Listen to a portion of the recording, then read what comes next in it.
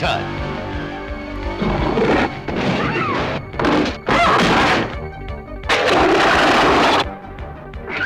C.H.U.D. Cannibalistic, humanoid, underground dwellers. C.H.U.D. They're not staying down there anymore.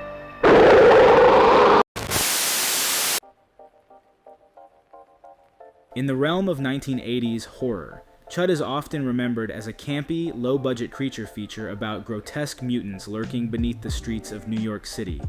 However, beneath its B-movie exterior lies a film rich with social commentary, reflecting the fears and anxieties of urban America. Released at a time when homelessness, crime, and government neglect were at the forefront of public concern, C.H.U.D. transforms these real-world issues into horror, using its radioactive sewer monsters as metaphors for society's forgotten and discarded. Horror has always served as a reflection of society's deepest anxieties, and C.H.U.D. is no exception. Through its depiction of government negligence, environmental contamination, and the erasure of marginalized communities, C.H.U.D. stands as a horror film with a powerful social critique embodying the fears of 80s America. C.H.U.D. is more than just a monster movie. It is a criticism of systemic failure, making it one of the most socially relevant horror films of its time. The film begins with a series of mysterious disappearances, which leads to the discovery of grotesque, mutated creatures living in the sewers. A photographer, a homeless shelter worker, and a police captain investigate when they uncover a government cover-up. Toxic waste has been illegally dumped underground, transforming the city's forgotten homeless population into cannibalistic humanoid underground dwellers, C.H.U.D. Set in a grimy and crime-ridden New York City, C.H.U.D. perfectly captures the urban decay of the early 1980s. The city was struggling with homelessness, rising crime rates, and neglected infrastructure, issues exacerbated by government policies that reduced funding for social services. While C.H.U.D. is ultimately a work of fiction, its premise is deeply rooted in real urban fears of the 1980s.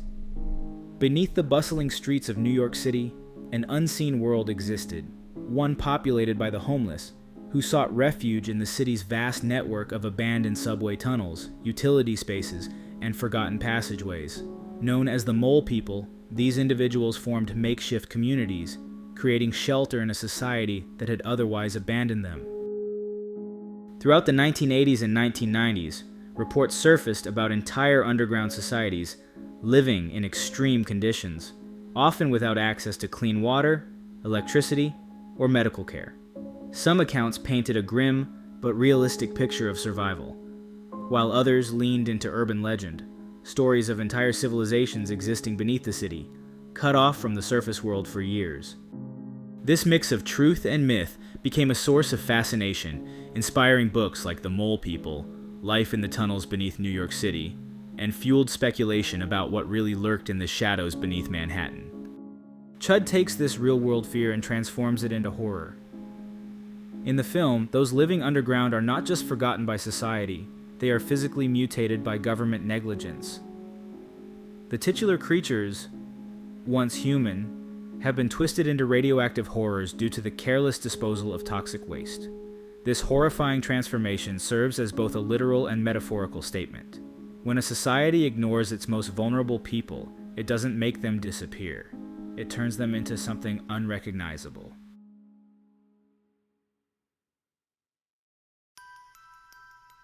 At the heart of C.H.U.D. is a conspiracy. Toxic waste, carelessly dumped by the government, has led to horrifying mutations.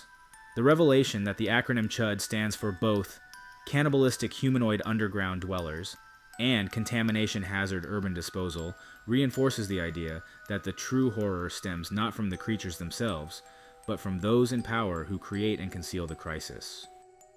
This taps into broader fears of government negligence and deception, a theme echoed in real-life environmental disasters such as the Love Canal crisis, where toxic waste disposal led to severe health issues for nearby residents. The film suggests that those in power are more interested in covering up their mistakes than addressing the consequences, a fear that resonated deeply in an era of growing distrust toward political institutions. While C.H.U.D. delivers plenty of mutant horror, its most unsettling implication is that these creatures were once ordinary people, discarded and abandoned by society. This reflects broader anxieties of the 1980s, when economic policies widened the gap between the rich and poor, leaving many to fend for themselves in increasingly harsh conditions. The film suggests that societal neglect doesn't just disappear, it festers beneath the surface until it erupts in ways that can no longer be ignored.